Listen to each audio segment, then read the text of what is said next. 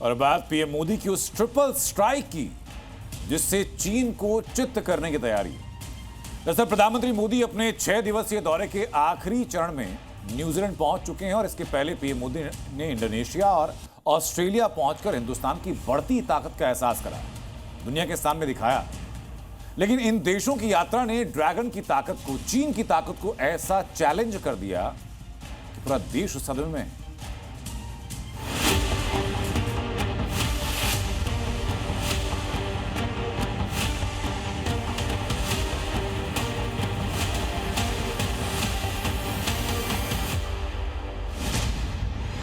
मोदी की आयंत्र शक्ति चीन को चित्त करेगी।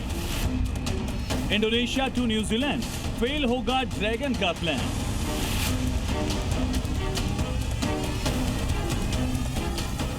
इंडोनेशिया, ऑस्ट्रेलिया और अब न्यूजीलैंड। प्रधानमंत्री नरेंद्र मोदी का ये 3 देशों का दौरा महज एक कूटनीतिक यात्रा नहीं है, बल्कि इंडो पैसिफिक में भारत की रणनीतिक ताकत बढ़ाने और चीन के बढ़ते प्रभाव का संतुलन तैयार करने की अभेद तैयारी है।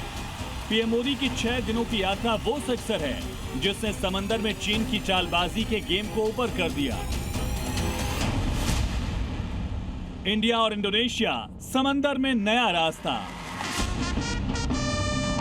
अपने 3 देशों के दौरे में पीएम मोदी दक्षिण पूर्व एशिया के सबसे बड़े देश इंडोनेशिया पहुंचे थे। हिंद महासागर और प्रशांत महासागर के बीच महत्वपूर्ण रणनीतिक स्थिति और आसियान का प्रमुख सदस्य होना इंडोनेशिया को बेहद खास बनाता है। और प्रधानमंत्री मोदी के दौरे ने चीन के खिलाफ इंडोनेशिया की रणनीति को और धारदार बना दिया। इंडोनेशिया के 3 दिवसीय दौरे में $630 मिलियन की ब्रह्मोस सुपरसोनिक क्रूज मिसाइल की डील हुई। इससे दक्षिण चीन सागर के आसपास चीन की नौसैनिक गतिविधियों पर रणनीतिक दबाव बढ़ेगा। मलक्का स्ट्रेट के एंट्री पॉइंट पर सबांग बंदरगाह का संयुक्त विकास किया जाएगा। मलक्का में भारत की रणनीतिक मौजूदगी चीन के परेशानी का बड़ा सबब बनेगी। दोनों देशों के बीच समुद्री निगरानी, रक्षा सहयोग और हिंद महासागर में तालमेल मजबूत करने पर सहमति बनी है। इससे चीन की नौसैनिक गतिविधियों पर नजर रखना आसान हो जाएगा। ऑस्ट्रेलिया से दोस्ती, चीन की नींद उड़ी।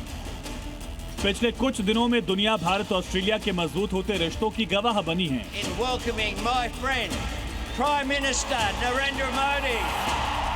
ऑस्ट्रेलिया हिंद प्रशांत में भारत का सबसे मजबूत रणनीतिक सहयोगी बनकर उभरा।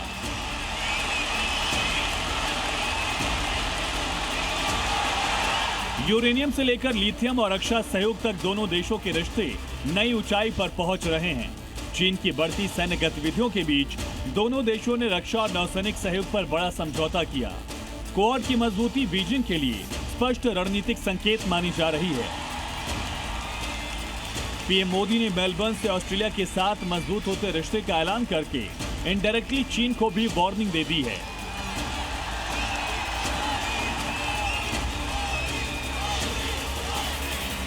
पिछले 12 वर्षों में मैं तीसरी बार यहां आया हूं।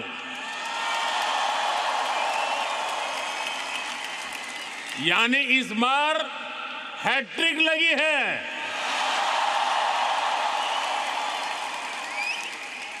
ये दिखाता है कि भारत और ऑस्ट्रेलिया के रिश्ते किस ऊंचाई पर है। न्यूजीलैंड में पीएम मोदी, चीन की टेंशन बढ़ी। पीएम मोदी ऑस्ट्रेलिया से न्यूजीलैंड की धरती पर पहुंचे तो वहां भी उनका ग्रैंड वेलकम हुआ। न्यूजीलैंड भले ही सैन्य महाशक्ति न हो, लेकिन दक्षिण प्रशांत में उसका प्रभाव बेहद अहम है। प्रधानमंत्री मोदी का न्यूजीलैंड दौरा कई मायनों में ऐतिहासिक माना जा रहा है, क्योंकि करीब 4 दशकों बाद किसी भारतीय प्रधानमंत्री की ये पहली द्विपक्षीय न्यूजीलैंड यात्रा है।